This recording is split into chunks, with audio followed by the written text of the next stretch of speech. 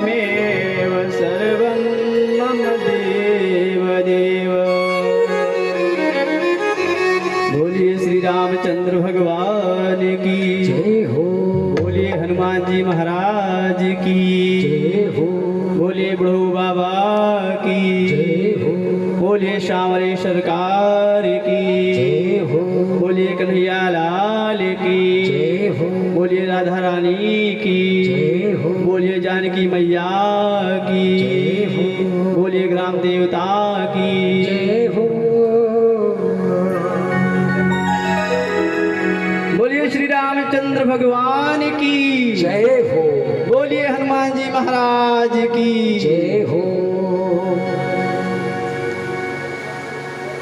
प्यारे, आज कथा का प्रथम दिवस है। आप सब यहाँ आए और हनुमान जी की कृपा सब पर बनी है। ऐसे ही भगवान की कृपा आप सब पर बनी रहे। और ये राम कथा निरंतर चलने वाली कथा है, इसलिए आप लोग राम कथा में आएं और अपने जीवन को सफल बनाएं। प्यारे, जैसे कि आप सब जानते हैं कि भक्त जो होता है वो भगवान से बड़ा होता है, इसलिए और भगवान भी कहते हैं कि हमारे भक्त हमसे बड़े हैं। और जब भक्त आगे आगे चलता है तो हम उनके पीछे पीछे चलते हैं। इसलिए हम रामचरितमानस की कथा में प्रवेश करें। यदि हम राम कथा में प्रवेश करते हैं तो राम कथा प्रातः स्मरणीय महाकवि वाल्मीकि जी ने लिखा, जो आज हमारे बीच में विद्यमान है। और वही वाल्मीकि जी आगे चलकर इस कलिकाल में रामचरितमानस रूपी इस राम भक्ति धारा को प्रकट किया। तो यदि हमें रामचरितमानस को जानना है और इस कलिकाल में भगवान को जानना है, प्रभु श्री राम को जानना है, तो उसके पहले हमें रामचरितमानस की रचना करने वाले प्रातः स्मरणीय गोस्वामी तुलसीदास जी को जानना पड़ेगा। वैसे तो आप सब जानते हैं तुलसीदास जी को, उनके जीवन परिचय को, लेकिन फिर भी हम चाहेंगे कि यदि हम रामचरितमानस की कथा में प्रवेश कर रहे हैं तो उससे पहले गोस्वामी तुलसीदास जी का कुछ जीवन परिचय हो जाए। भक्तों, जैसे कि जब तुलसीदास जी का जन्म हुआ तो उनके जन्म के विषय में बहुत सारी भ्रांतियां हैं। तो उसमें से अधिकतर विद्वानों का मत है कि गोस्वामी तुलसीदास जी का जन्म उत्तर प्रदेश के राजापुर गांव में हुआ था, जो कि जब तुलसीदास जी का जन्म हुआ तो उनके मुख में उस समय 32 दांत थे। और जब वो अवतरित हुए तब उनके माता पिता ने उनका त्याग कर दिया, क्योंकि पड़ोसियों ने कहा कि ये बच्चा जो है वो राक्षस प्रवृत्ति का है। वैसे भी आप सब जानते हैं कि किसी के घर में यदि बच्चा हो, किसी बच्चे के दांत हो जाए या 3 आँख हो जाए या 4 हाथ हो जाए, ऐसा कुछ हो जाए तो सब कहते हैं कि ये बच्चा राक्षस है। तो पड़ोसियों के कहने से गोस्वामी जी के माता पिता ने बचपन में ही उनका त्याग कर दिया। जब उनका त्याग कर दिया तो वही गांव की एक महिला ने गोस्वामी जी को गोद ले लिया। और जब गोस्वामी जी को गोद ले लिया तो उनका लालन पालन करने लगे। धीरे धीरे गोस्वामी जी बड़े होने लगे, लेकिन दुर्भाग्यवश जो महिला उनका लालन पालन कर रही थी, कुछ समय बाद वो भी भगवान को प्यारी हो गई। और फिर गोस्वामी जी की अवस्था उस समय लगभग 3 या 4 वर्ष की होगी। फिर गोस्वामी जी उस समय अकेले हो गए। और जब किसी का कोई भी देखभाल करने वाला नहीं होता है, उसकी रक्षा करने वाला नहीं होता है, तो जिसका कोई नहीं होता है उसका भगवान होता है। फिर वो चलते चलते भगवान की कृपा काशी पहुंच गए। जब वो काशी पहुंच गए तो काशी विश्वनाथ भगवान के मंदिर के सामने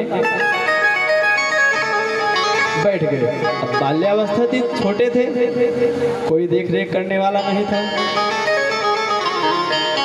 वहीं पर बैठे थे और अब पता नहीं कितने दिन से खाया पिया नहीं होगा, क्योंकि बच्चे थे तो उस समय बता भी नहीं सकते थे। तो जब पूरा दिन निकल गया तो माता जी को बहुत दुख हुआ, माता पार्वती को।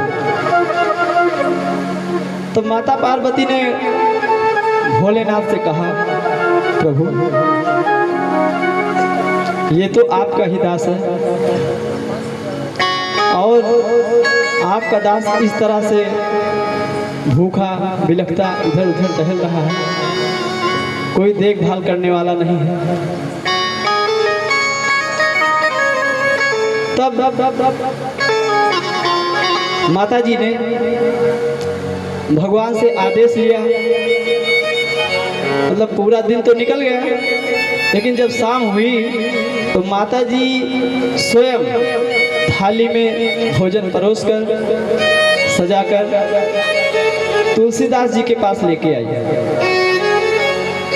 गोस्वामी जी को गोद में ले लिया, गोद में ले लिया, पुचकारा, धूल लगे थे, कपड़े फटे थे, उनको वस्त्र पहना, भोजन कराया और पानी पिलाया। उसके बाद अपने ही गोद में ले लिया। फिर जब बहुत दिनों के बाद उनको कोई मिला था जो उनके पास आया, उनको पूछा, को पानी पिलाया, खाना खिलाया, बच्चे थे, रोने लगे और फिर माता जी की गोद में ही वो सो गए। आप लोग ये मत समझना कि साक्षात माता जी पार्वती के रूप में ही आई थी, वो भेष बदल करके आई थी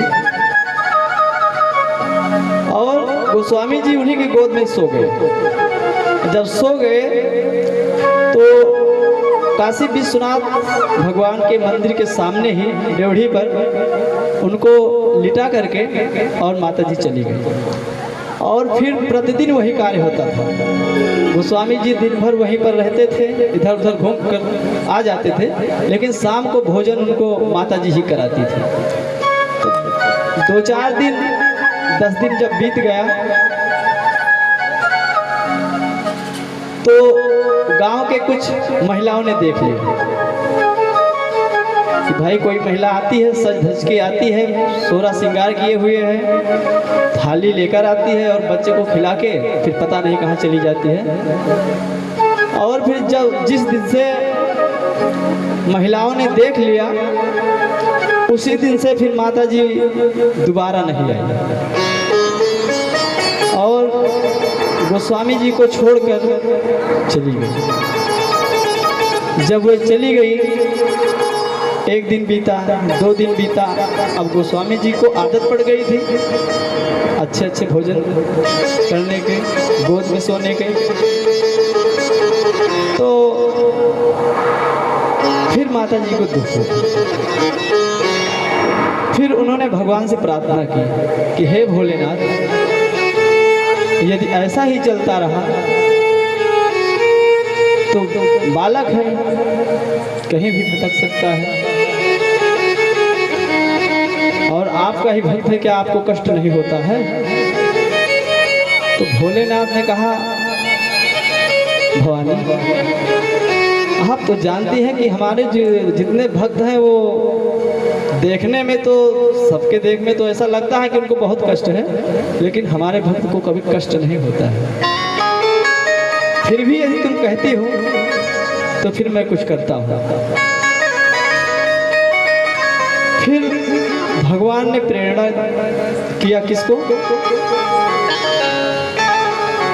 एक बहुत बड़े संत थे नरहरि दास जी। गोस्वामी जी के गुरु का नाम कुछ लोग नरहरिया दास कहते हैं और कुछ नरहरि जी कहते हैं। तो भगवान की प्रेरणा हुई, वह घूमते घूमते काशी विश्वनाथ मंदिर पहुँचे। बालक को अकेले देखा। जब अकेले देखा तो बालक को गोद में उठाया, क्योंकि भगवान ने प्रेरणा दिया था। उसके बाद वो अपने साथ लेकर चले आए। फिर उनकी शिक्षा दीक्षा पूर्ण कराया। शिक्षा दीक्षा पूर्ण कराने के बाद उनको शास्त्रों और वेदों का ज्ञान कराया। और जब वे पूरी तरह से शिक्षा प्राप्त कर लिए तब उनके गुरुदेव ने कहा कि वत्स, अब तुम्हें अपने घर जाना चाहिए, क्योंकि जब से तुम घर से निकले हो अभी घर गए नहीं हो, इसलिए अब तुम अपने घर चले जाओ, देखभाल कर फिर चले आना।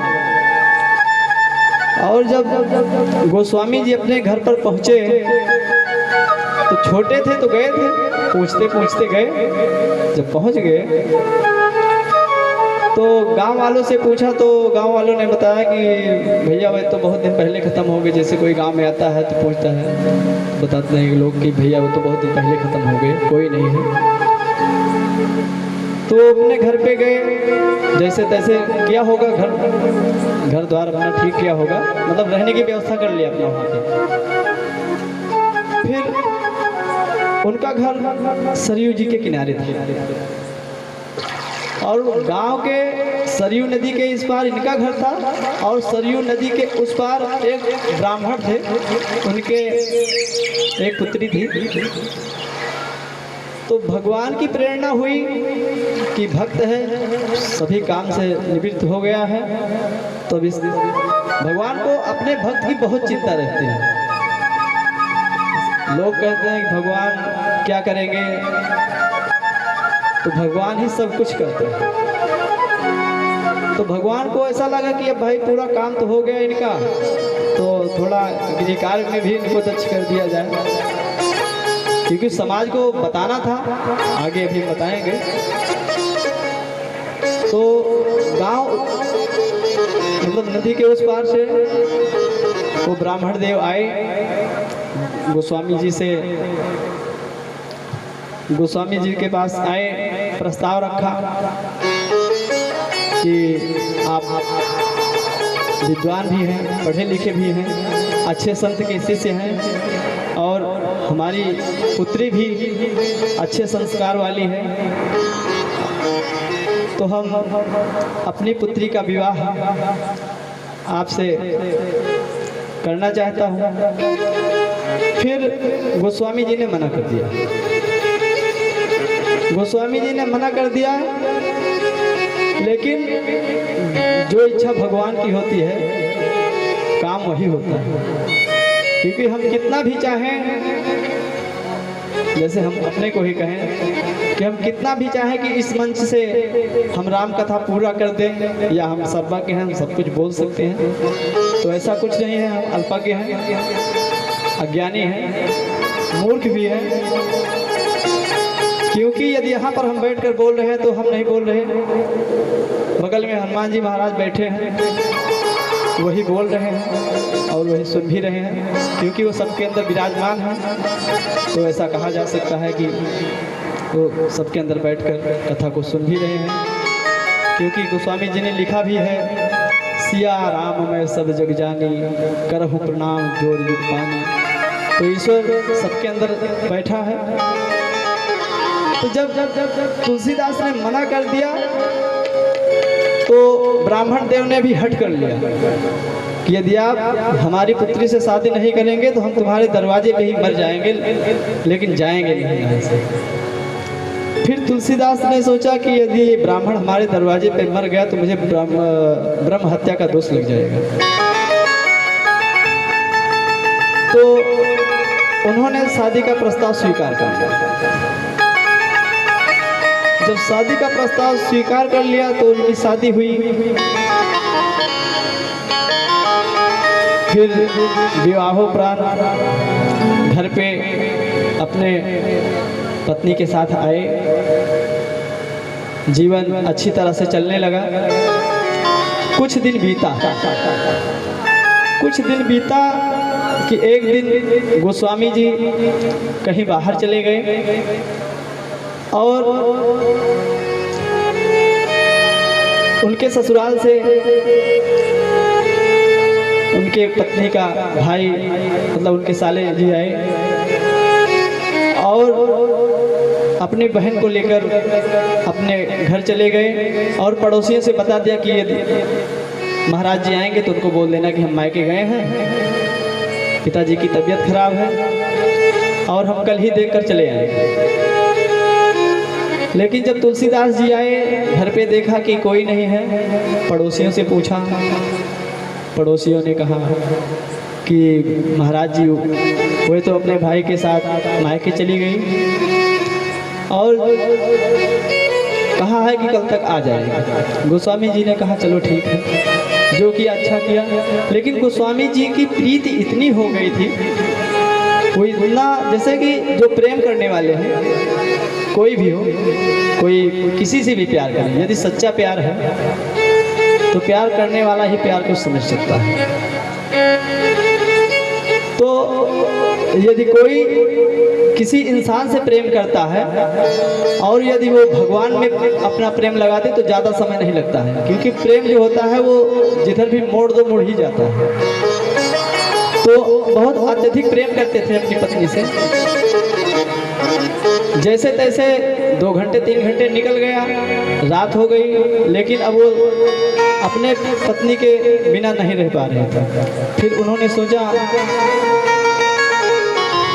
कि हमें अब अपने ससुराल जाना चाहिए। तो उन्होंने लगभग 11 साढ़े 11 का समय होगा, घर से निकल गए और भगवान की ऐसी कृपा कि उस समय रात में आंधी पानी तूफान मतलब बहुत तेज। जब घर से निकले तो आंधी बहुत तेज चल रही थी, पानी भी बहुत तेज से बरस रहा था।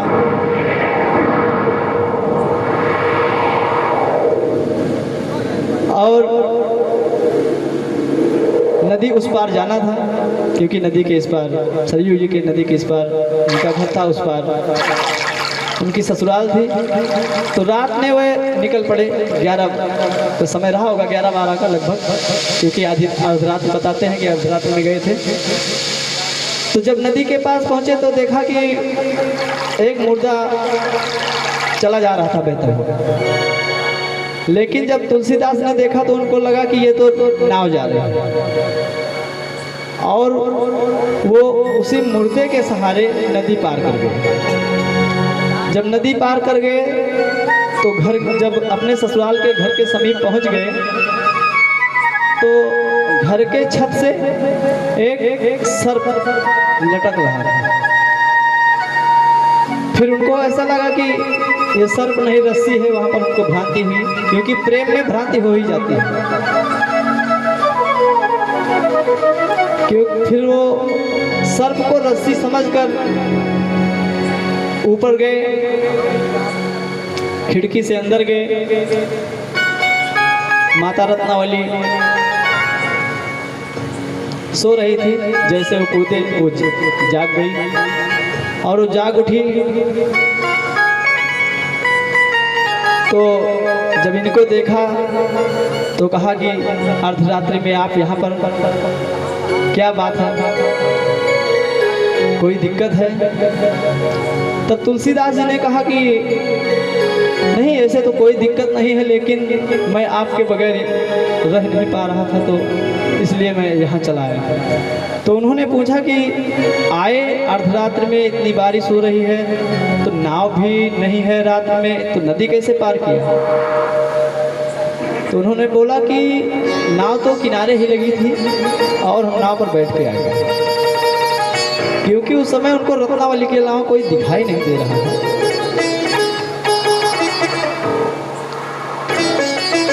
फिर वो बोले कि जो आपने रस्सी मेरे लिए लटका के रखा था खिड़की से, तो मैं खिड़की से ही वो रस्सी पकड़कर अंदर आ गया। तो भागते भागते गए, खिड़की के पास देखा, खिड़की के पास देखा तो एक अजगर लटक रहा था। जब उन्होंने देखा कि मेरे प्रेम में इतने अंधे हो गए हैं कि इनको सर्प नहीं दिखाई दे रहा है, तो उन्होंने कहा कि जितना प्रेम आप मेरे इस चमड़े के बने देह से कर रहे हैं, यदि इसका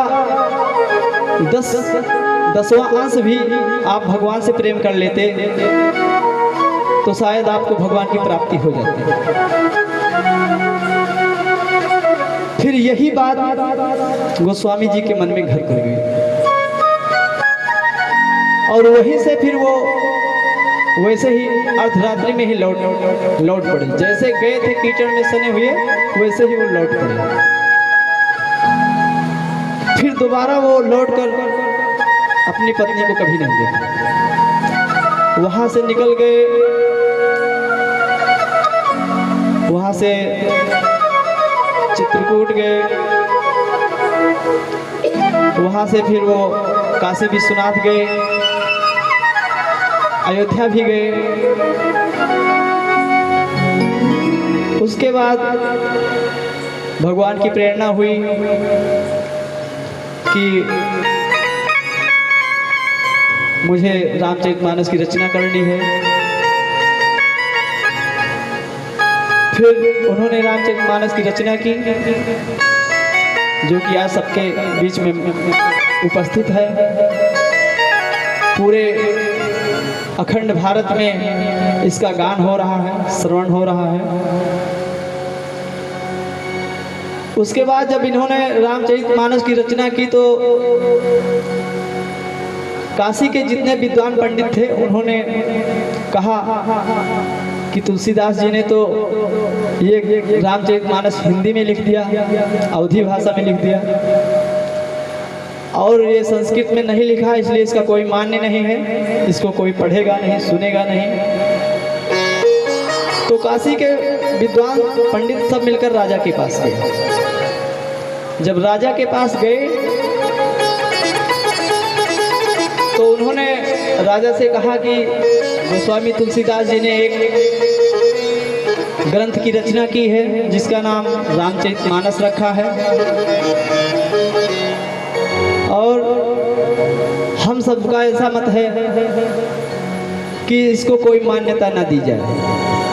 तो राजा धर्म कर्म में रुचि रखते थे, संतों का सेवा करना जानते थे, तो उन्होंने कहा चलो ठीक है, हम मान लेते हैं कि गोस्वामी जी का ग्रंथ झूठा है, असत्य है, लेकिन हम इसका निर्णय नहीं कर सकते हैं क्योंकि वो संत थे और संत को समझते थे। फिर उन्होंने कहा कि चलो ठीक है, जितने भी ग्रंथ हैं सबको ले चलो काशी विश्वनाथ मंदिर, वहीं पर हम इसको रखेंगे। फिर काशी विश्वनाथ भगवान ही इसका निर्णय करेंगे। फिर जितने भी ग्रंथ थे सबसे नीचे रामचरितमानस को रखा गया, उसके ऊपर जितने भी और शास्त्र पुराण वेद हैं सबको रखा गया। और काशी रात में सब लोग बाहर आए, रात शाम के समय रखा गया, आरती बंदन हुआ, उसके बाद दरवाज़ा बंद किया गया, ताला लगाया गया। और ताला लगने के बाद सभी लोग दरवाजे के सामने ही बैठ गए, पूरी रात भजन कीर्तन किया।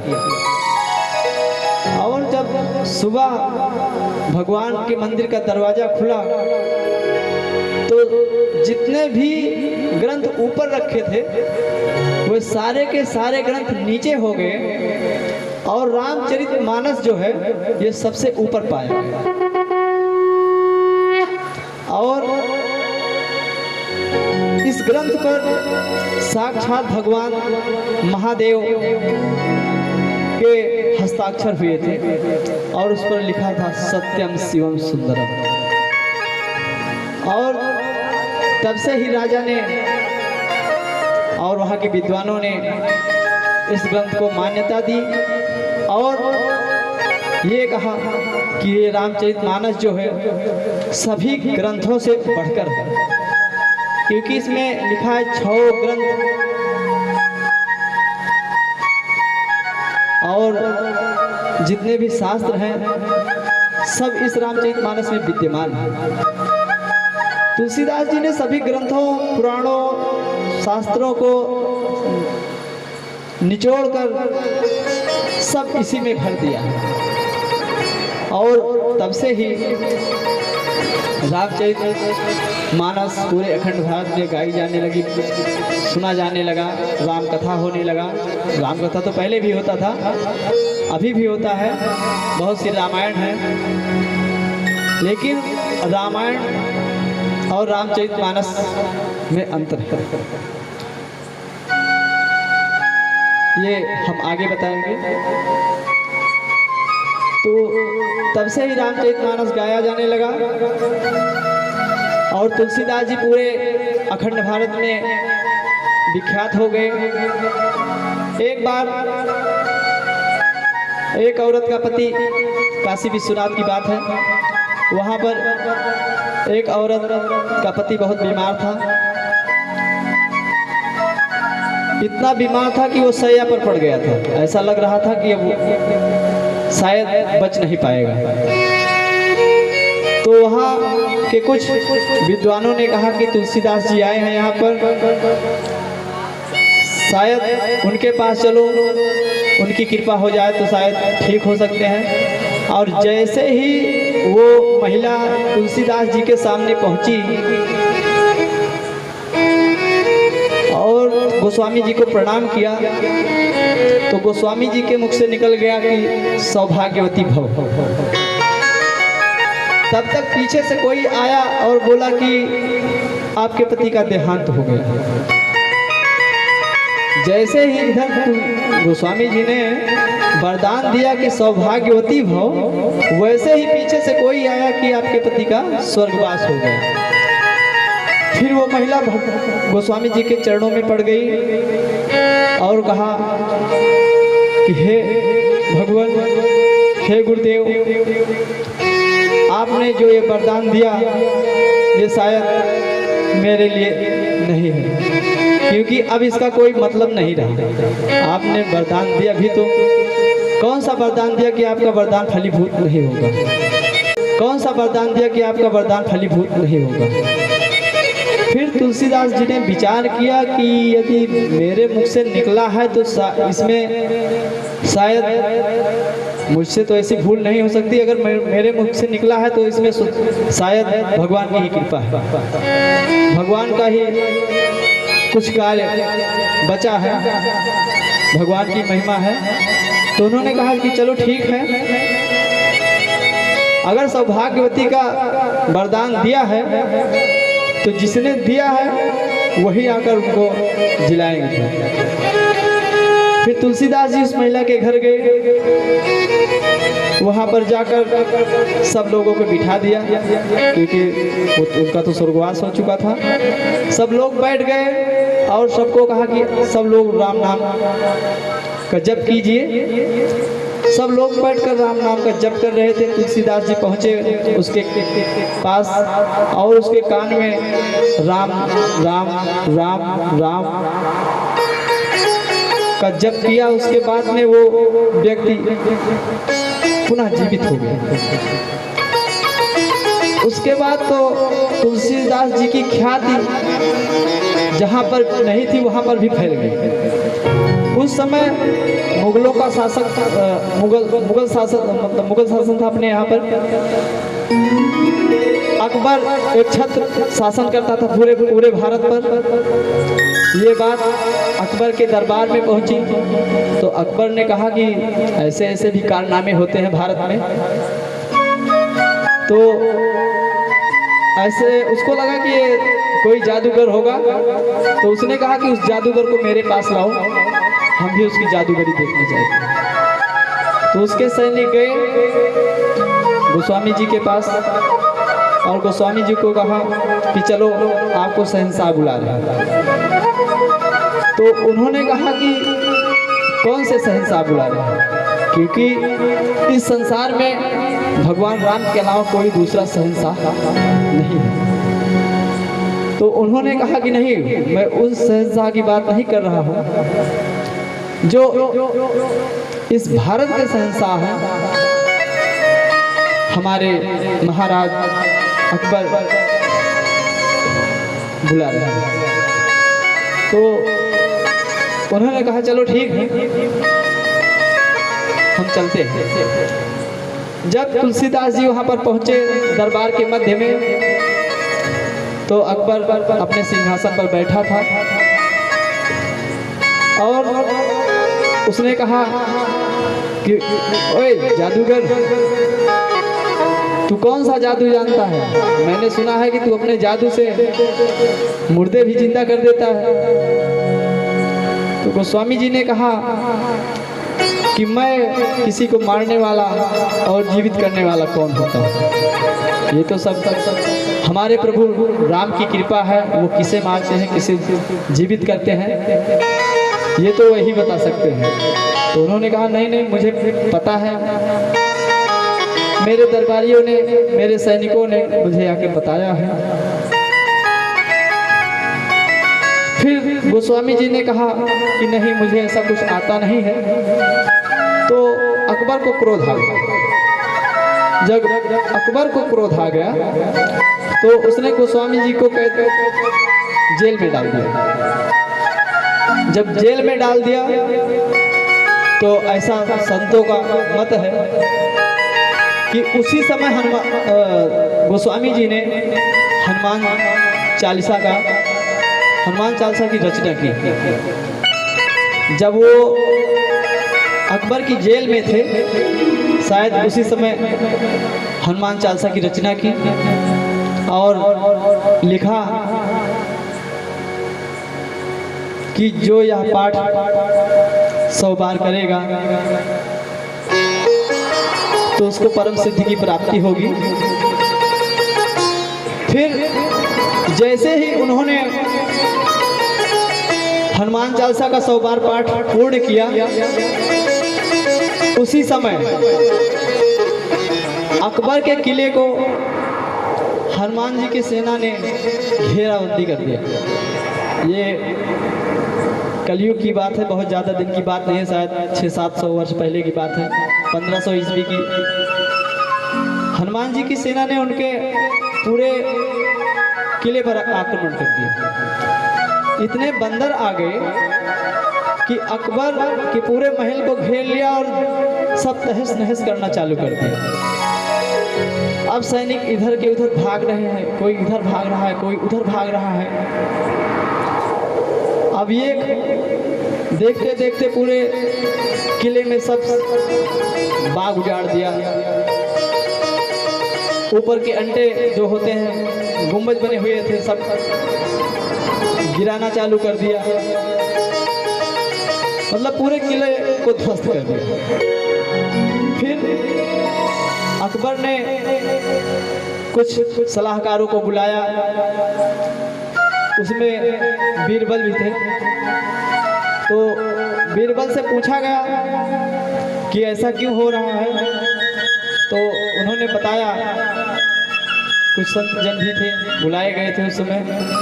तो उन्होंने कहा कि जो आप गोस्वामी जी को अपने जेल में डाल दिया है, शायद ये भगवान की माया है। तो अकबर दौड़ा दौड़ा गया नंगे पांव, गोस्वामी जी के चरणों में गिर गया, उनसे क्षमा प्रार्थना किया, माफी मांगी। फिर गोस्वामी जी को ससम्मान काशी में लाकर उनको छोड़ दिया। उसके बाद आज तक वो किला अभी भी ऐसे ही पड़ा है। अकबर वो किला छोड़कर चला गया। वो किला आज भी दिल्ली में मौजूद है और उस किले में आज तक कोई ना तो रहता है ना कोई जाता है, वो पूरा खंडर हो गया है। बोलिए हनुमान जी महाराज की जय हो। बोलिए सियावर रामचंद्र भगवान की जय हो। अब थोड़ा संकीर्तन हो जाए, फिर उसके बाद में हम कथा को आगे बढ़ाएंगे। सिया राम जय जय राम, सिया राम जय, सिया राम जय जय राम। सिया राम जय राम, सिया राम जय राम, जय जय राम, सिया राम जय राम, जय जय राम, सिया राम जय राम जय जय राम। सिया राम जय राम जय जय राम। सिया राम जय राम, सिया राम जय राम जय जय राम। सिया राम जय राम जय जय राम। सिया राम जय राम, जय जय राम, सिया राम जय राम जय जय राम। सिया राम जय राम, जय जय राम। बोलिए श्यावर रामचंद्र भगवान की जय हो। हनुमान जी महाराज की जय हो। जानकी मैया की जय हो। प्यारे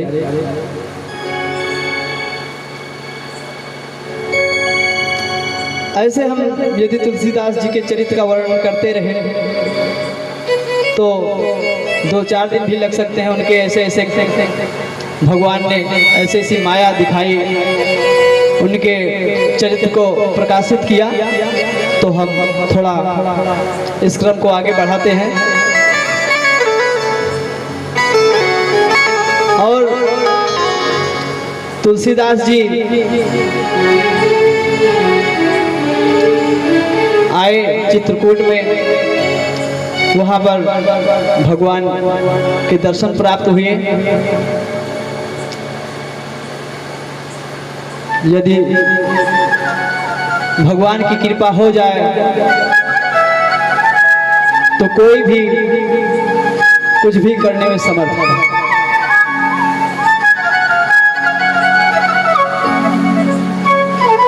एक बार तुलसीदास जी स्नान करके आ रहे थे, मतलब नित्य क्रिया करने के बाद, शौच करने के बाद आ रहे थे। तो रास्ते में एक पीपल का पेड़ था।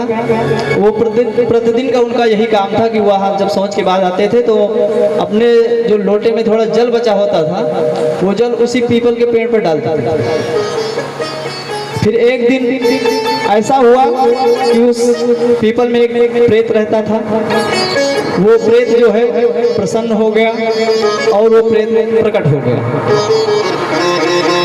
जब प्रेत प्रकट हो गया गोस्वामी जी के सामने, तो गोस्वामी जी से कहा कि गोस्वामी जी ठहरिए। तो गोस्वामी जी ने जब पीछे मुड़कर देखा तो गोस्वामी जी ने पूछा भाई आप कौन हैं? तो उसने कहा कि हम प्रेत हैं। तो बोले भाई आप प्रेत हैं, कहिए क्या बात है?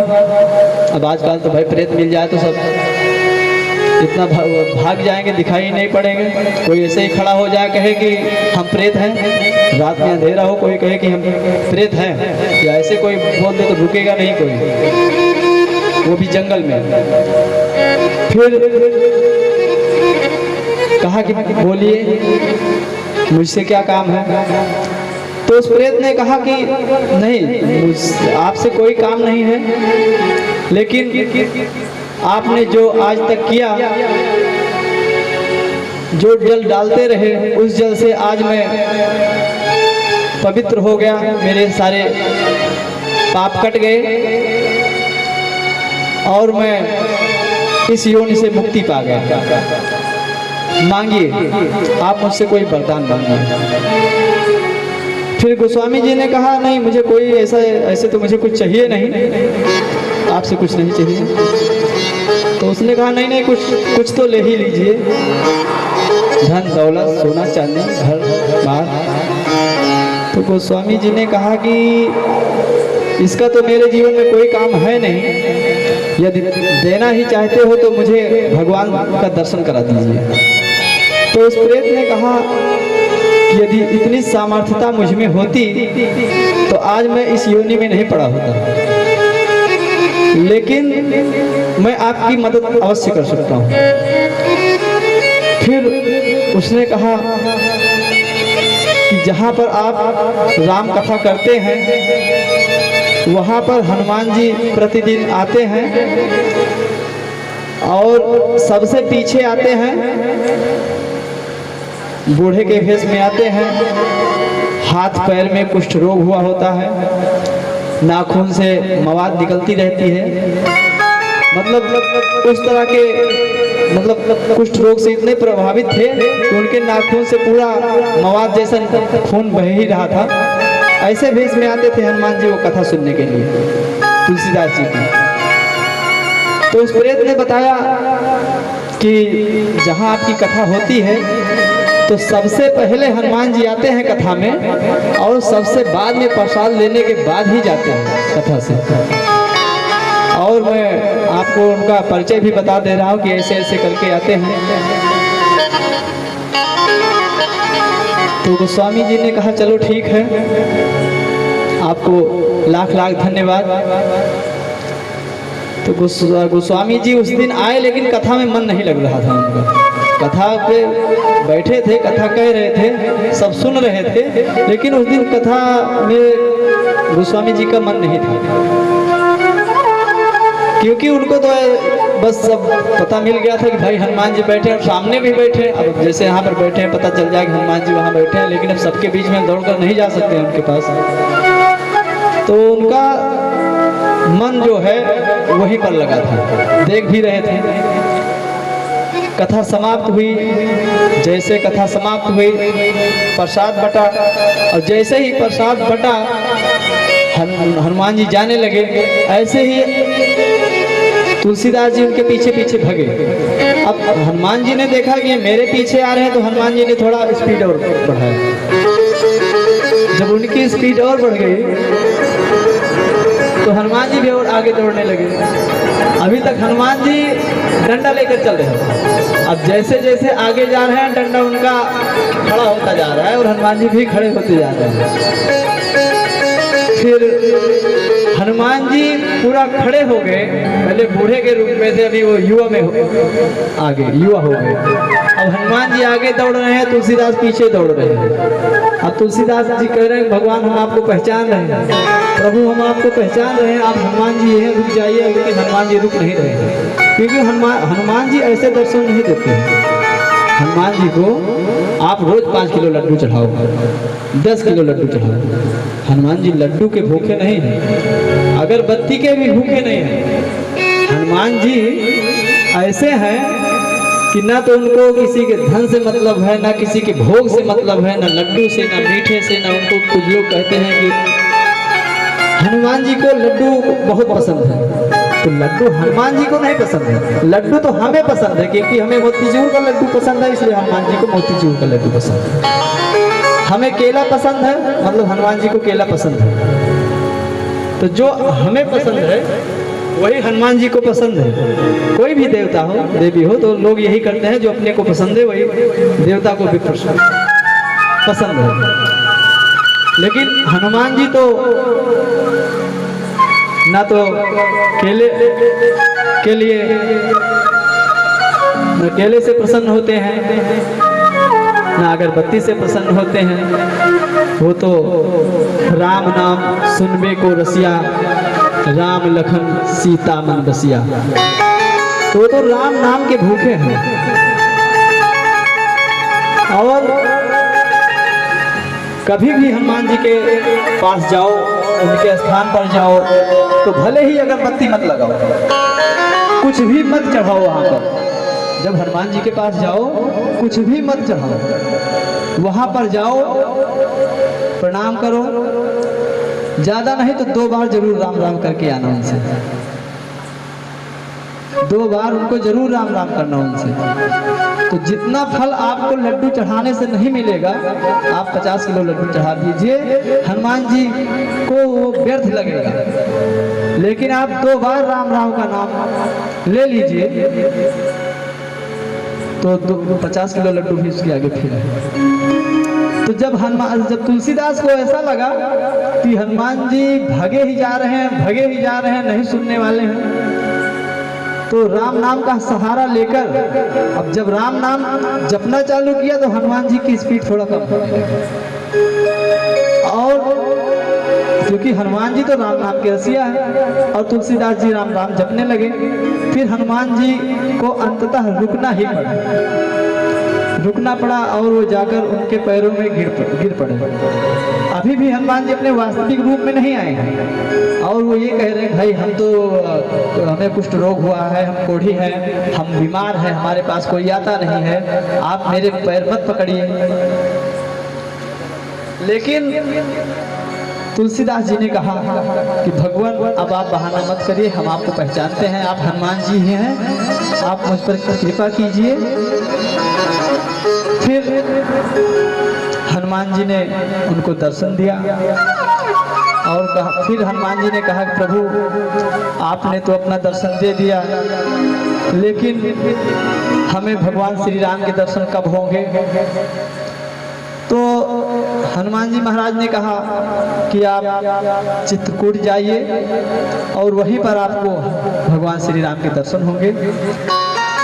तो गोस्वामी जी चित्रकूट पहुँचे और वहाँ पर उनका प्रतिदिन का काम था कि वो चंदन घिसते थे और भगवान के लिए घिसते थे। जो भी कोई आता था सबको चंदन लगाते ही जाते थे, क्योंकि उनका कहना था सिया राम मय सब जग जाने, सिया जग में सब जग जाने, सिया राम मय सब जग जाने, सिया जग में सब जग जाने, सिया राम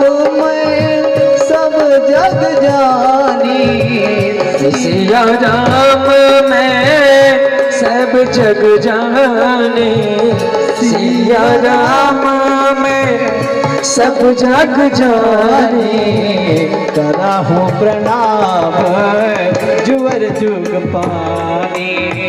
करहु प्रणाम जो जो जुग पाने, करहु प्रणाम जो जो जुग पाने। जी जहाँ पर वो चंदन घिस रहे थे उसी के सामने से ही घोड़े से दोनों भाई निकले, क्योंकि अब तो वहाँ पर सब सही हो गया है। पहले जब गोस्वामी जी रहते थे उस समय जंगल बहुत था वहाँ पर, अभी भी है लेकिन अब कम हो गया है। तो गोस्वामी जी वहाँ पर चंदन घिसते थे, सबको लगाते थे। सिया राम मैं सब जग जानी, करो प्रणाम जोर जुग पानी, ये भावना रखते थे। एक दिन श्री राम उनके छोटे भाई लक्ष्मण दोनों जैसे यहाँ पर घिस रहे हैं तो सामने से ही दोनों भाई घोड़े से निकले। तो तुलसीदास जी की नज़र पड़ी तो, लेकिन नज़र जब पड़ी जब वो आगे निकल गए, केवल पीछे पीछे देख पाए कि घोड़े से दो युवा जा रहे हैं। तब हनुमान जी ने कहा कि गोस्वामी जी आपने कुछ देखा? तो गोस्वामी जी ने कहा कि नहीं भगवान मैंने तो कुछ नहीं देखा। तो कहा जिसके लिए आप ये चंदन खींच रहे हैं वो तो सामने से निकल गए और आप पहचान भी नहीं सके। फिर गोस्वामी जी ने कहा कि प्रभु मुझसे बहुत बड़ी भूल हो गई, मैं पहचान नहीं सका अपने प्रभु को, जिनके लिए मैं इतने वर्षों से रोता रहा, बिलखता रहा, जिनकी यादों में मैं रात दिन जागता रहा। आज वे मेरे सामने आए और मैं उनको पहचान भी नहीं सका, रोने लगे। फिर हनुमान जी को कष्ट हुआ, क्योंकि भगवान अपने भक्तों का कष्ट देख नहीं पाते हैं। उसके बाद उन्होंने गोस्वामी जी को आश्वासन दिया कि वे आपसे दूर नहीं गए हैं, वे तो आपके पास ही हैं, धीरज रखो, जल्द ही समय वो आएगा, फिर से आपको दर्शन देंगे। फिर एक दिन समय कुछ व्यतीत हुआ। एक दिन श्री राम चंद्र जी उनके सामने बालक के भेष में आए। अब वो इतने मस्त थे उस दिन, क्योंकि भगवान की कृपा, उस दिन तो भगवान ठान के ही आए थे कि आज हम कुछ भी करके दर्शन तो देंगे ही। तो चंदन घिस रहे थे, लेकिन भगवान के भजन में मस्त थे, चंदन घिस रहे थे, आंखें बंद थी। तो भगवान आए और तिलक हाथ से अपने हाथ से ही तिलक लगा लिया। जब तिलक अपने हाथ से लगा लिया और फिर जाने लगे, तब हनुमान जी सुख के वेश में आए, तोते के वेश में आए और पेड़ के नीचे बैठे थे, डाल पर गए और उसी से बोले कि चित्रकूट के घाट पर भई संतन की भीड़, तुलसीदास चंदन घिसे तिलक देत रघुबीर। कि गोस्वामी जी अब तो जाग जाइए, क्योंकि जिसके लिए आप ये तिलक घिस रहे हैं वे तो स्वयं ही अपने हाथों से तिलक कर रहे हैं। फिर गोस्वामी जी की आंखें खुली और वो साक्षात दंडवत उस बालक के चरणों में गिर गए, प्रणाम किया। फिर प्रार्थना की कि हे प्रभु आप मुझे अपना वास्तविक दर्शन कराइए। फिर भगवान उनको अपना दर्शन दिए और दर्शन देने के बाद वे अपने धाम चले गए और तभी से तुलसीदास जी चित्रकूट में रहने लगे।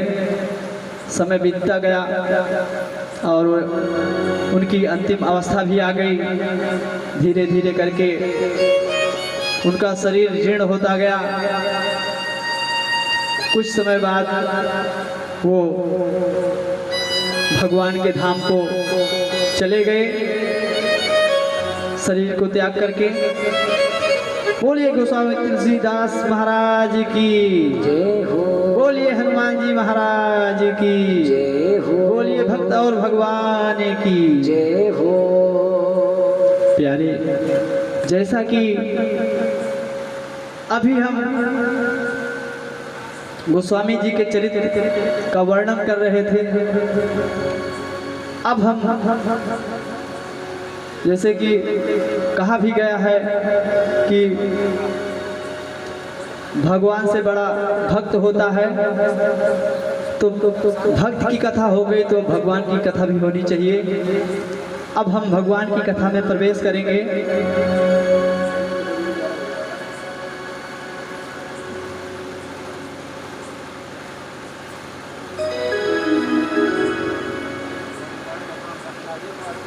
थोड़ा संकीर्तन हो जाए।